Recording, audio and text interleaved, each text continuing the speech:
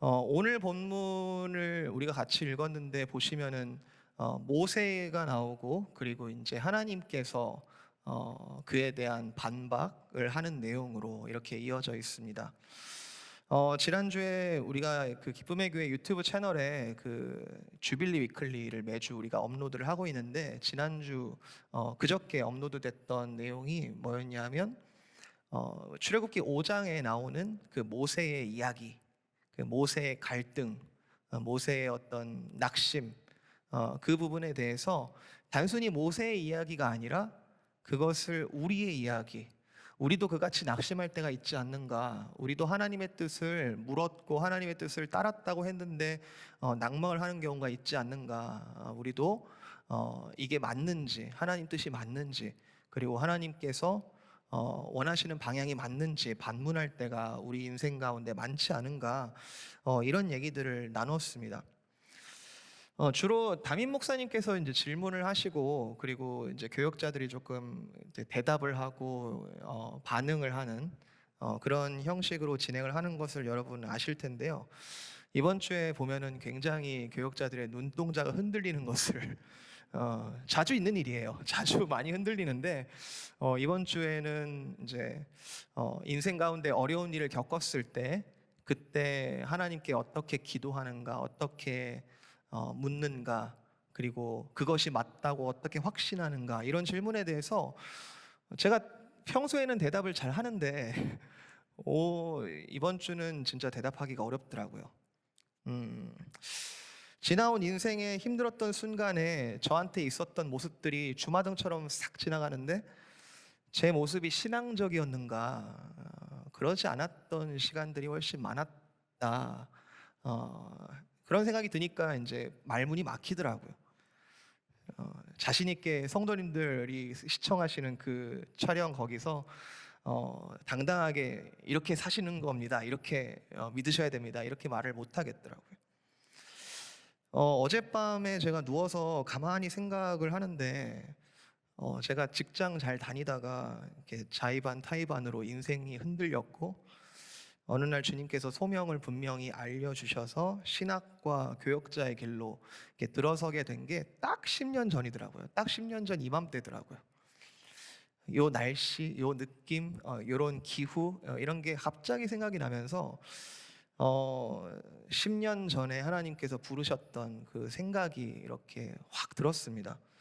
제가 원래 좀 의심이 많고 남을 잘 안 믿는 그런 좀 뒤틀어진 성격이 있어서 하나님을 믿는 것도 제 본성상 참 쉽지 않은데 하나님께서 분명하게 길을 알려주시고 보여주신 것은 제 인생에 있어서는 굉장히 극적이고도 감사한 경험이었습니다. 문제는 그러면 그때 10년 전으로부터 그 10년 동안 제가 걸어왔던 시간들이 참으로 신실했는가라는 질문인데 가야 할 길을 분명히 알려주시고 그렇게 걸어가는 게 맞다라고 확신시켜 주셨음에도 불구하고 그 걸어왔던 시간들이 참 신실했는가? 아니라는 거죠. 누워서 이렇게 10년 전부터 이렇게 가만히 이제 뭐 신대원 들어가는 걸 준비하고 또 들어가서 어떤 일들이 있었고 이런 것들을 생각해 보는데 부끄러운 생각들이 너무 많이 떠오르니까 생각을 계속 하기를 그냥 그쳤습니다. 제 내면적으로나 여러분들이 다 모르는 저희 어머니 아버지도 잘 모르는 저의 내면적으로 부끄러웠던 모습들 그리고 표면적으로도 참 하나님께 신실하지 못했던 모습들 정말 많이 떠올랐습니다. 제가 규칙적으로 한 번씩 일기를 규칙적으로 쓰진 않지만 그 일기를 한 번씩 쓸 때가 있는데 제가 일기를 쓰는 날은 굉장히 고통스럽고 굉장히 괴롭거나 이렇게 글자라도 토해내지 않으면 이렇게 정말 미칠 것 같은 그런 복잡할 때만 제가 일기를 쓰거든요. 그리고 다시 안 봐요. 너무 괴로우니까. 어, 근데 어제 저장되어 있는 게 있어서 이렇게 좀 살펴보다가 그것도 그만뒀습니다. 읽어보니까 하나님의 약속이 분명했음에도 내 자신을 바라보니 하나님의 약속이 희미해졌고 실제로 많은 원망들과 질문들이 아주 거친 표현들로 제 일기에 적혀 있는 것을 다시 마주했습니다. 여러분은 인생 가운데 신실하셨습니까? 신실하십니까?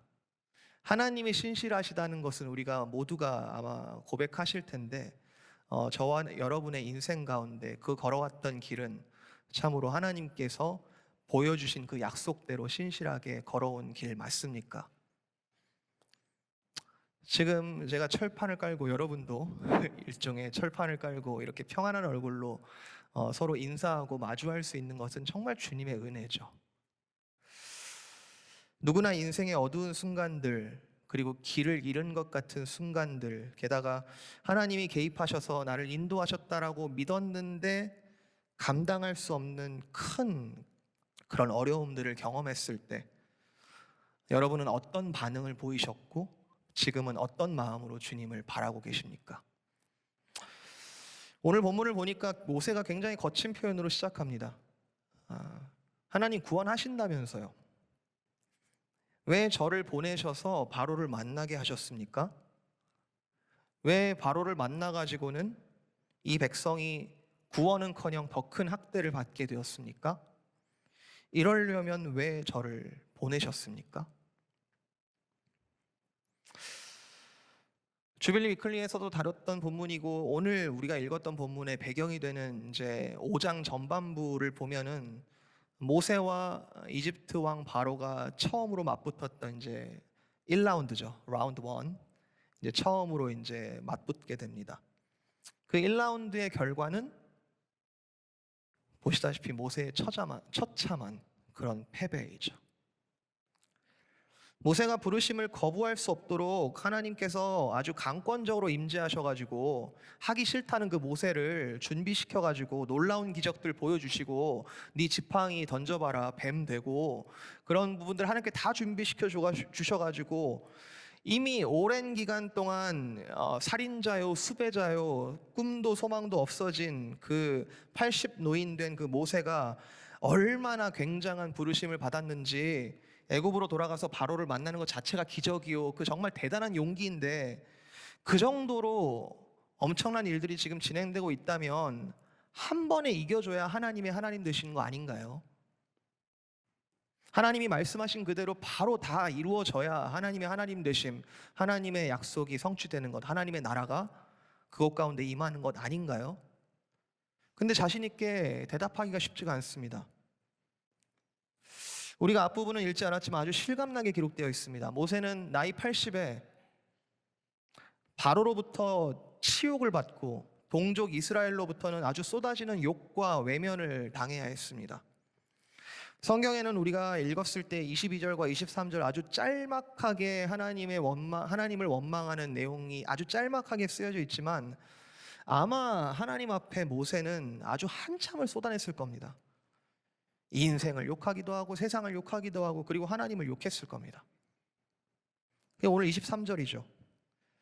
하나님 내가 주님 하라는 대로 했는데 주께서도 주의 백성을 구원하시지 않은 걸 보니 이건 주님께서 도와주지 않으신 거잖아요.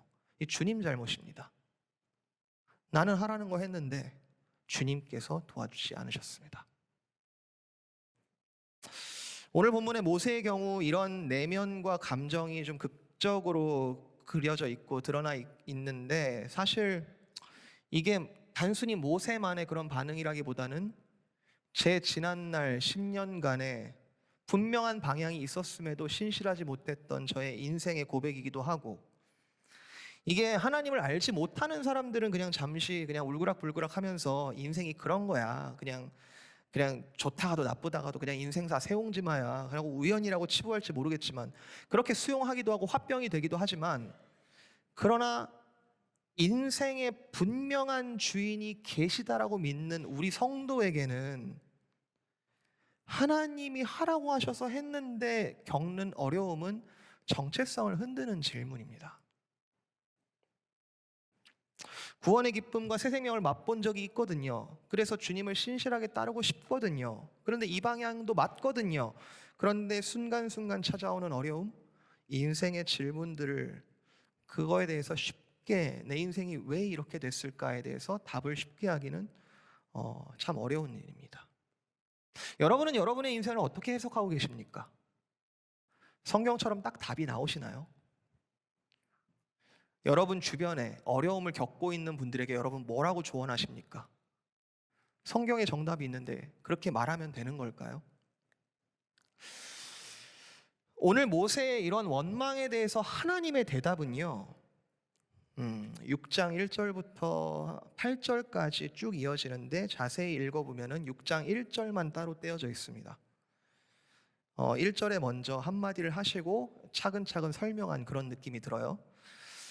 저는 그 6장 1절, 그러니까 22절과 23절의 원망을 하나님께서 마주하시고 하나님께서 즉시로 답하시는 그 6장 1절을 읽어보니까 저는 이런 느낌이 들어요. 모세가 막 원망을 하면 좀 하나님께서 차분하게 들어주시고 공감을 해주시면 좋겠는데 아주 매몰차고도 짤막하게 즉답을 하시는 거죠.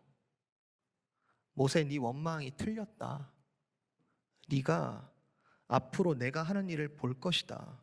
강한 손이 임할 것이고 바로가 반드시 너희를 보낼 것이다.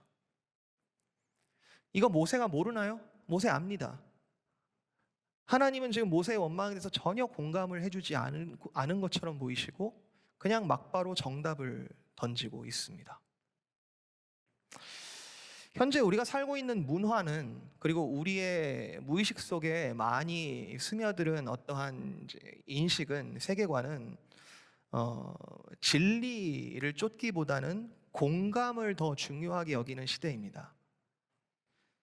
공감이 필요가 다 없고 오직 진리만을 믿는 것이 기독교이다라고 제가 주장하고 싶은 것은 아니지만, 현대 우리가 그리스도를 믿는다는 우리조차도 그리스도인의 믿음이라고 하는 영역에서도 진리만을 메마르게 이야기하는 것을 외면하고 싶고, 공감이 없으면 진리가 아닌 것으로 여겨지기까지 하는 경향이 이 시대 가운데, 또 우리의 무의식 가운데 많이 있는 것을 부인할 수 없습니다. 사실 오늘 본문의 메인 아이디어는 다 보이지 않아도 믿을 수 있어야 한다는 거죠.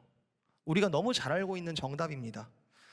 2절부터 8절까지의 말씀을 차근차근 뜯어보면은 2절과 3절에 나는 전능의 하나님이다, 나는 여호와다, 내가 호렙산에서 너를 만났을 때 그 존재, 전능의 하나님, 너를 보내는 하나님, 그리고 장차 언약을 수행하실 그 하나님이 나다 라고 확증해 주시고, 5절을 보시면 내가 나의 언약을 기억한다, 한 번도 잊어본 적이 없다, 너희들의 신음소리를 내가 듣고 있다 라고 언약을 기억하심을 재확인시켜주고 계시고, 6절부터 8절에는 앞으로 너희를 이렇게 디테일하게 너희를 구원해내겠다라는 약속을 주시고 계시죠. 그러니까 이 말씀이 주어지는 모세나, 그리고 이 말씀을 읽고 있는 우리는 주님의 그떤 신실함을 우리가 따르다가 마주하는 어려움을 우리가 맞닥뜨리더라도 끝까지 믿음을 지켜야 된다라는 너무 자명한 정답을 하나님께서도 모세에게 공감 없이 말씀하고 계십니다. 이게 성도의 삶의 정답이죠. 보이지 않아도 믿는 것, 그것이 믿음의 본질 아닌가요? 하나님께서 보이시지 않는다고 지금 우리가 믿지 못한다는 것, 그게 아니잖아요.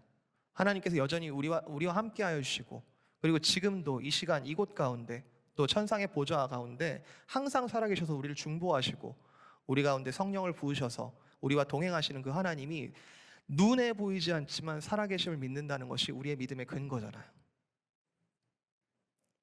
그런데 이게 오늘 본문을 가지고 저도 이렇게 그냥 간단하게 결론을 내리면서, 여러분 그러니까 믿으셔야 됩니다, 여러분 어떠한 역경이 와도 하나님이 이렇게 말씀하셨으니까 믿으셔야 됩니다 라고 간단하게 말을 하고 끝내고 싶은데, 모세의 모습이 우리가 기대했던 모습이 아니라 영 시원찮은 모습을 계속해서 보입니다. 9절에 아마 모세가 조금 용기를 냈나 봐요. 하나님께서 이렇게 말씀하시고 나니까 모세가 조금 다시 힘을 내볼 생각이 좀 들었나 봐요. 이스라엘 백성들한테 다시 가서 하나님이 반드시 하실 겁니다 라고 말을 전했는데 전혀 듣지를 않습니다. 모세의 마음이 어떨까요? 여러분 이런 경험 혹시 있으십니까? 다른 분도 아니고 내가 그토록 믿고 싶은, 내가 정말 인생을 의지하는 그 하나님께서 마치 듣지 않으시는 것처럼, 외면하지 않으시는 것처럼, 기도를 듣지 않으시는 것처럼 그렇게 느껴지실 때, 그 화는, 그 원망은 너무나 당연한 우리의 반응 아닌가요?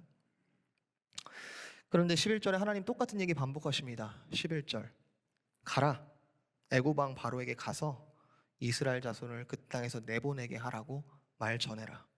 똑같은 얘기 반복하십니다. 그리고 12절에 모세는 이렇게 토로하죠. 이스라엘 자손도 내 말을 듣지 않는데 바로가 어찌 듣겠습니까? 나는 입이 둔한 자입니다. 나 더 이상 못하겠습니다. 하나님, 진짜 하나님 믿기 너무 어렵네요. 하나님 뜻대로 살아가기 너무 어렵네요. 나 더 이상 못하겠습니다. 입이 둔하다는 표현은 여러 가지로 해석될 여지가 있긴 합니다. 원어 단어 원래 의미는 입이 이렇게 능력이 없다 이런 느낌보다는 할례받지 않은 이라는 뜻을 가지고 있어요. 그래서 조금 의역을 해보면, 하나님, 저에게 할례받지 않은 입을 저한테 주셨는데 내가 이 입으로 뭘 하겠습니까? 자신의 능력을 부족함을 변명하고 있기도 하지만 나는 입이 둔합니다. 그런데 이렇게 나의 입을 이렇게 둔하게 만드신 하나님을 지금 간접적으로 원망하고 있는 것이죠. 나 더 이상 못하겠습니다. 지금 모세의 인생은 우리가 그래프로 조금 단순화시켜 본다면 아마 바로를 만나러 가기 직전까지는 제가 생각하기에는 모세는 상승곡선을 그리고 있었다라고 저는 느껴집니다. 내가 원래 믿음이 없었는데 하나님께서 나를 계속해서 이렇게 함께 하심을 보여주시네. 와, 지팡이도 이렇게 변하네. 물을 조금 떠다가 부으니까 피가 되네. 야, 이거는 바로가 들을 수밖에 없겠구나. 하나님 살아계심 너무 분명하구나. 상승곡선을 막 그리고 있어요. 그런데 1라운드가 지나고 지금 모세의 인생은 마이너스의 기울기로 바뀌었습니다. 언제 하나님에 대한 믿음은 희미해진 지 오래고 나 못하겠다고 다 내던지고 싶은 그런 심정인 것이죠. 제가 수학을 그렇게 잘 하지는 못하는데 그 고등학교 때 미분과 적분을 배웠던 기억이 나거든요. 제가 일부러 어려운 말을 들으려고 하는 건 아니지만 곡선의 그래프가 이렇게 있으면은 미분은 그 접점에서의 기울기를 이야기합니다. 그러니까 인생의 그래프가 있다라고 가정했을 때 어느 접점에서의 기울기가 바로 미분값이죠. 그 접점의 값은 인생의 어느 시점이냐에 따라서 그 기울기가 너무 차이가 큽니다. 정말 하늘 높은 줄 모르고 정말 행복하게 살아갈 때가 있는 반면, 정말 내가 여기서 끝났구나 하면서 추락하는 것 같이 느껴지는 기울기도 있죠. 그런데 미분 말고 적분이라는 개념이 있습니다. 적분은 일정 기간의 구간의 면적을 뜻하는데요. 내 인생이 굴곡이 너무 심해가지고 정말 롤러코스터를 타는 것처럼 정말 위아래가 완전 계속 반복되고 있는 그런 상황인데, 적분값은 어느 기간부터 어느 기간까지 그 면적이 플러스냐 마이너스냐라는 것을 계산합니다. 즉 그래프의 어느 지점이 아무리 급격한 마이너스를 가지고 있다 하더라도 사실은 전체적으로 볼 때는 그 인생의 플러스인지 마이너스일지 그 시점에는 보이지 않을 수 있다는 점이죠. 제가 수학을 말로 표현하려니까 진짜 한계가 많은데 이런 미분 적분 난 모르겠다 하시는 분은, 혹시 주식을 잘 아시는 분은 주식 그래프를 생각해 보면은 좀 쉽게 이해가 되실 수 있을 것 같아요. 원데이에 아니면 원위크에 막 하락을 하고 있는데 한 달을 1년을 보니까 엄청 상승한, 그럴 수 있는 것이죠. 그 시점에는 그 기울기가 급변할 수 있으나 우리의 전체 인생에서 누가 그것을 플러스로 할 수 있는가 마이너스로 할 수 있는가, 그 당사자는 모를 수 있다는 것이죠. 지금 하나님의 역사는 모세가 마이너스인 건 분명한 것처럼 보입니다. 모세는 지금 심적으로도 그리고 주변의 환경으로도 그리고 상황적으로 정말 사방으로 우겨싸움을 당한 마이너스의 상황인 게 맞는 것 같은데, 하나님의 역사도 마이너스인가요? 하나님이 지금 일을 안 하시고 계신다 해서 지금 하나님도 마이너스일까요?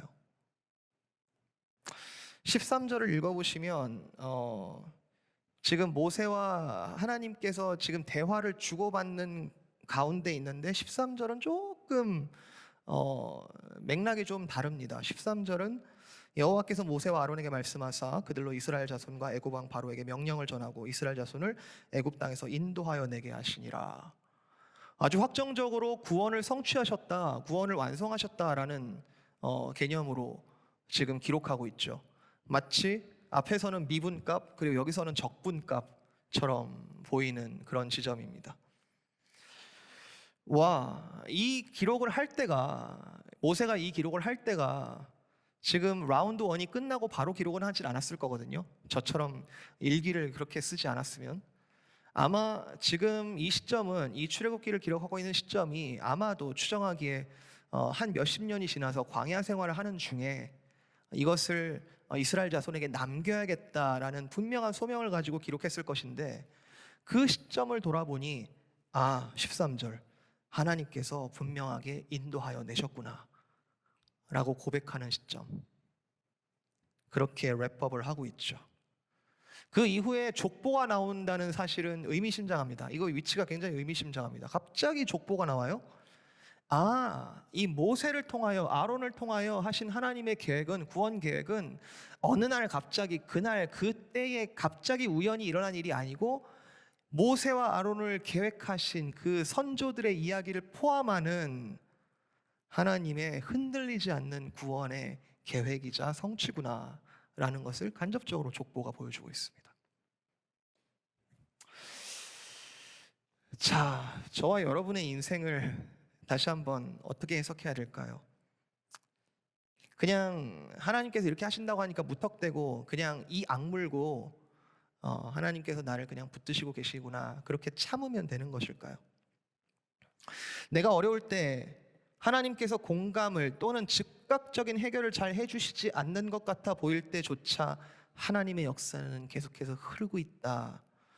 우리의 높아졌다 낮아졌다 하는 그 인생의 순간순간, 그리고 본질적으로 상관없이, 우리의 상태와 느낌과 우리의 생각과는 상관없이 우리를 사랑하시기로 작정하신 그 언약의 하나님께서 우리를 오래 참으시고 구원으로 인도하여 내시리라, 내실 것이다 라고 하는 것.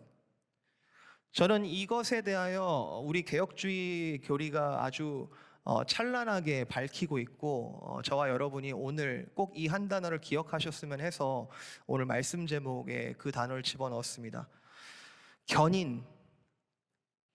견인하시는 하나님, 그리고 우리를 견인케 하시는 하나님.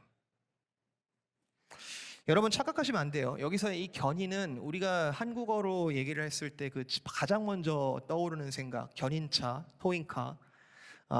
우리가 운전을 안 해도 하나님께서 탁 잡아가지고 우리를 끌고 가시는구나, 그 견인이 아닙니다.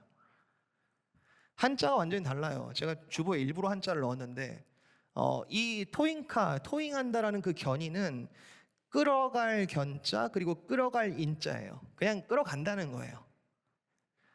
우리가 헷갈리는 이유가 뭐냐면, 하나님께서 우리를 구원을 우리의 노력이 아니라 하나님께서 전적으로 주님께서 끌어가시는 부분이 있기 때문에 사실은 이 견인한다, 이 견인, 토잉하시는, 이 견인하신다라는 뜻도 부분적으로 맞기는 합니다만, 그러나 성경에서 말하는, 그리고 하나님께서 견인하신다라고 했을 때 그 견인은 굳을 견자 참을 인자, 굳게 참으신다라는 뜻이에요.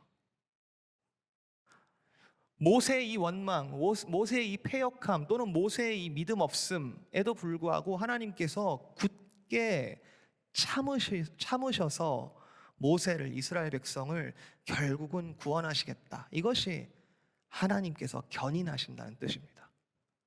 오히려 인내, 오래 참음이라는 뜻과 비슷하죠. 하나님께서 오래 참으셨고 하나님께서 인내하셔서 우리를 구원하시겠다. 오늘 본문에서 여러분이 하나님이시라면, 좀 발칙한 상상일 수 있지만 여러분이 하나님이시라면 모세에 대해서 어떻게 처결하고 싶으십니까? 모세의 이 나역함, 모세의 믿음 없어 보이는 반응, 그런데 그 가운데서 하나님의 이 말씀, 그리고 결국 이루실 하나님의 역사는 하나님의 견인 그 자체이죠. 사실 구약 전체가 하나님의 견인입니다. 제가 이 출애굽기 말고 열왕기하, 역대상, 역대하 이런 데 나오는 통일 이스라엘을 넘어서는 이제 북이스라엘과 남유다 이야기를 이렇게 읽고 있으면 하나님이 너무 고맙게 느껴질 정도예요. 어떻게 이렇게 패역할 수 있을까? 어떻게 이렇게 등을 돌릴 수 있을까? 어떻게 이렇게 사악할 수 있을까? 어떻게 이렇게 하나님을 헌신짝 버리듯이 버릴 수 있을까? 그런데 어떻게 기어이 아들을 보내주셔서 우리를 구원하시기로 하시는 것일까? 이스라엘 역사의 수많은 업앤다운에도 불구하고, 아니 사실은 다운 앤 다운 앤 다운 앤 다운, 정말 하나님으로부터 멀어져만 가는 그 이스라엘, 저도 그 10년간의 일기를 다시 보고 싶지 않은데 그렇게 다운이 많았음에도 불구하고 마침내 구원의 역사를 이루시겠다 처음부터 선언하시고 견인을 충실하게 행하시는 그 하나님, 그 하나님을 우리가 이 출애굽기에서 이 구원의 하나하나 에피소드를 통해서 우리가 발견해야 될 것은 무엇인가?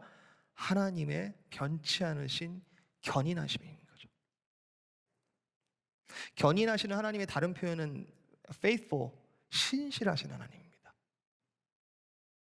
끊임없이 의심하고 끊임없이 패역하고 끊임없이 원망하고 끊임없이 흔들리는 모세로 대표되는 이 이스라엘을 버리지 않으시고 끝까지 구원하시는 하나님.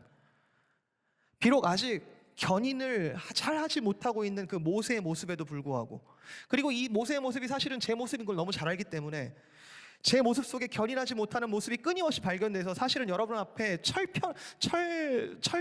철면피를 깔고 아닌 것처럼 이렇게 행동하는 순간이 있을지라도 하나님의 신실하심 때문에, 하나님의 견인하심 때문에 오늘도 그 자리에 서게 하시고, 오늘도 버티게 하시고, 오늘도 그 신실함을 쫓아가게 하시는 것, 그것이 하나님의 견인이 주는 은혜이죠. 지금도 참고 계시고, 지금도 견인하고 계시고, 지금도 사랑으로 이끌고 계시고, 지금도 기다리고 계시고, 지금도 돌아올 둘째 아들을 먼 발치에서 기다리고 계시고, 몇 번을 강조해도 다시 또 읽고 싶은 말씀입니다. 내가 확신하노니, 내가 확신하노니, 나를 봐서는 절대로 확신할 수 없으나 내가 확신하노니 다른 어떤 피조물이라도 우리를 우리 주 그리스도 예수 안에 있는 하나님의 사랑에서 끊을 수 없으리라. 이게 우리 편에서는 할 수 있는 이야기가 아니라는 거죠. 오직 하나님께서 견인해 주심이, 하나님께서 참아 주심이 우리에게 은혜로 다가오는 것입니다. 요한복음 10장에 이런 말씀이 있습니다. 내 양은 내 음성을 들으며 나는 그들을 알고 그들은 나를 따르느니라. 이게 뭐죠? 목자와 양으로 비유했지만 구약 성경에 하나님께서 그토록 우리를, 이스라엘 백성을 목적하시는 것, 너희는 내 백성이 되고 나는 너희의 하나님이 되리라. 너희는 내 양이 되고 너희는 나를 따를 것이고 나는 너희를 신실하게 인도할 것이다. 내가 그들에게 영생을 주노니 영원히 멸망하지 아니할 것이요 또 그들을 내 손에서 빼앗을 자 없으리라.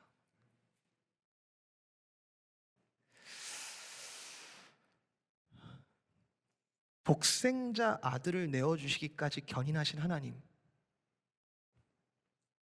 그리고 그로 인하여 완벽한 구원의 수혜자가 된 우리, 하나님의 견인하심으로 인한 이 구원의 완성으로 그리스도와 연합한 자로서 우리는 이렇게 고백하는 것이죠. 하나님으로 인하여 그 사랑에서 끊어질 자 없으리라. 끊어지지 않도록 견인해 주셔서 감사합니다. 그리고 바울도 이렇게 고백합니다. 고린도전서 1장 8절, 주께서 너희를 우리 주 예수 그리스도의 날에 책망할 것이 없는 흠없는 자로 너희를 끝까지 견고하게 하시리라. 지나간 제 10년을 이 성경의 거울 삼아 보니 정말 은혜밖에 없었다라는 것을 고백할 수밖에 없습니다. 결국 하나님의 견인하심은 그리스도를 통해 드러나고 증명되었고, 우리는 그 하나님의 오래 참으심을 그리스도를 주로 믿음으로 그리스도와의 연합함으로 누리게 된 것이라는 거죠. 자, 하나님의 사랑에서 끊을 수 없으리라 라고 고백하고 그것을 온몸으로 감사함으로 여긴다면 우리의 삶은, 그리고 이것을 확신한다면 우리의 삶은 어떠해야 할까요? 모세와 같은 흔들림이 우리 가운데 있음을 처절하게 알고 있음에도 우리는 어떻게 해야 할까요?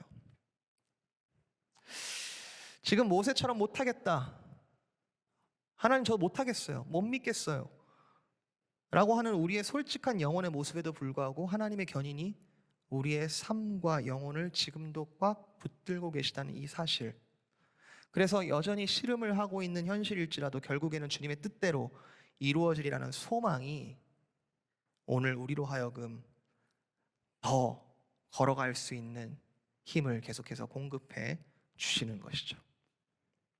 그렇다면 여러분, 사랑하는 성도 여러분, 하나님의 견인하셔서 우리를 구원케 하신다는 것이 정말 분명히 믿어진다면 우리는 가지 않을 수 없습니다. 여전히 입에는 원망의 소리가, 여전히 내 머릿속에는 하고 싶지 않은 마음이 가득할지라도 하나님께서 보여주시는, 그리고 하나님의 오래 참음이 너무 분명하다면 참 여기서 모세의 위대함이 보이죠. 모세는 갔어요. 갔다 와서 또 믿음 없는 소리를 하기는 해요.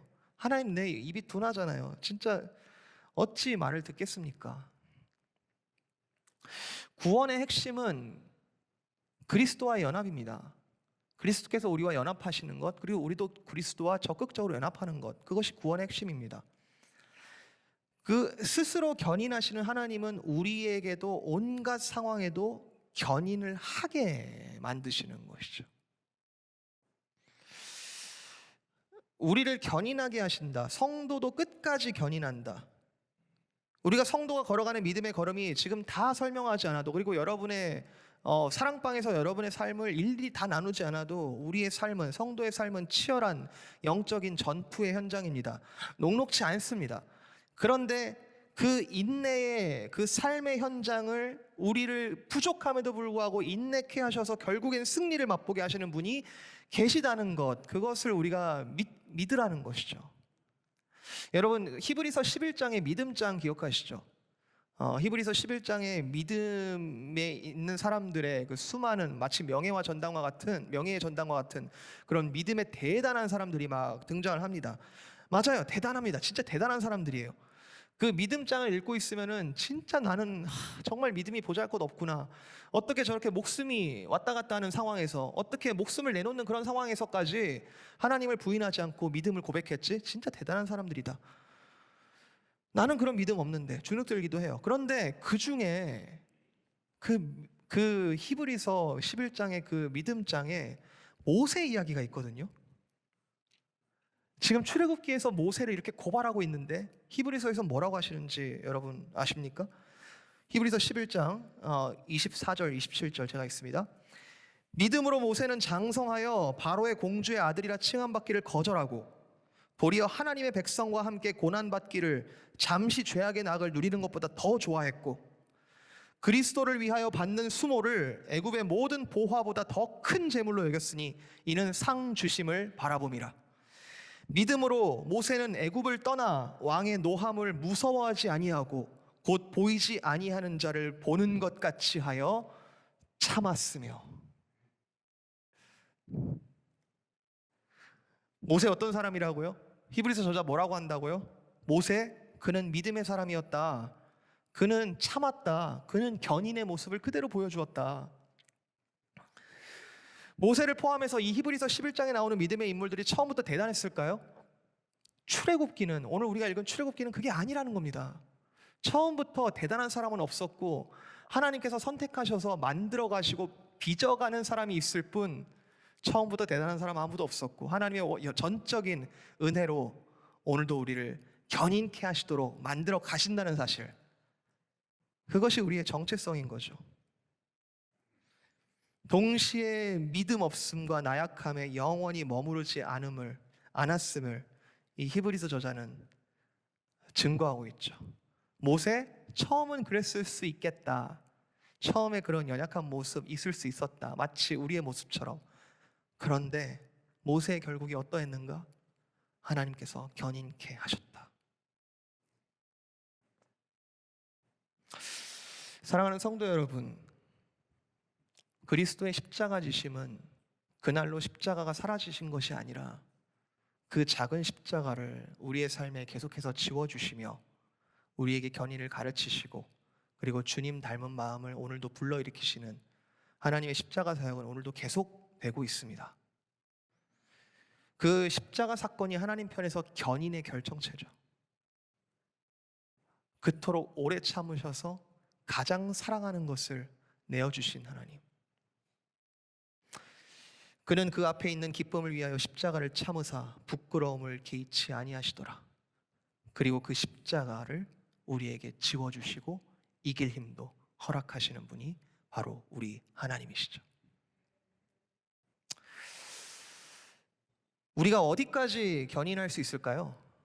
우리가 어디까지 얼마나 견인할 수 있을까요? 지금의 삶도 쉽지 않은데, 지금 닥쳐지는 어려움 쉽지 않은데 내가 어디까지 견인할 수 있을까? 하나님이 우리를 견인케 하시면 어디까지일까? 우리는 미분만을 바라보고 있기 때문에, 적분을 다 알 수 없기 때문에 약속만을 믿고 걸어갈 뿐입니다.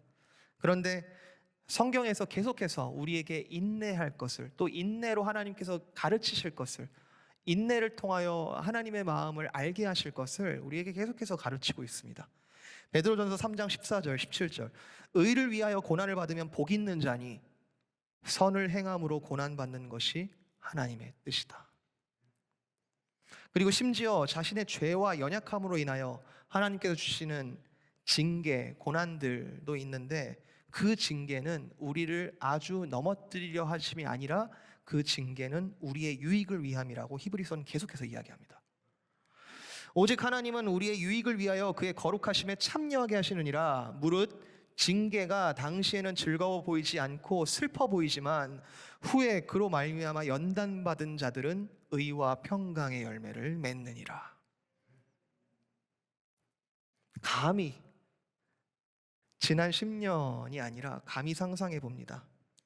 지금 내 모습은 출애굽기 6장에서 본 모세의 모습과 다를 바 없지만 영원히 흔들리지 않는 하나님의 견인 속에서 주님 주신 십자가 함께 지고 나도 걸어갈 때, 나도 생명책에 이렇게 적힐 날이 올까?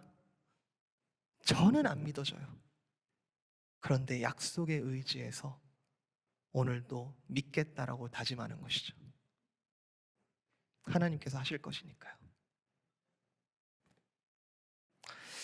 앞일을 다 알지 못하고 하루를 참는 것은 정말 어려운 일입니다. 우리가 지금 우리의 인생의 기울기가 상승인지 하강인지를 잘 모르죠. 그러나 오늘도 우리를 견인하시고 기어이 구원을 이루시겠다는 하나님의 큰 그림이 성경에 분명히 적혀져 있고, 또 앞으로 묵상할 그 수많은 하나님의 기적들, 그리고 나타나시는 하나님의 존재들을 우리가 묵상할 때에 우리가 지금 당하는 숨이 턱까지 차오르는 어려움일지라도 아주 넘어지지 않게 하시고 매 순간 감당할 만한 시험만을 주신다는 믿음을 오늘도 우리에게, 때때로는 공감이 힘들게 느껴지는 그 순간이 있을지언정 진리로 우리에게 주어져 있습니다. 하나님과 모세의 실랑이가 계속 되겠지만 하나님은 계속해서 모세에게 가라고 하시죠. 비정하게 들리십니까? 정말 하기 싫게 들리십니까? 그런데 필요할 때마다 하나님의 능력을 하나하나 보여주십니다. 감질나게 느껴질지 모르지만 모세를 가장 잘 아시는 하나님께서 모세를 그렇게 훈련시키고 계시고 견인을 만들어 가시기에 최고의 방법으로 지금 모세를 다루고 계시는 중이시죠.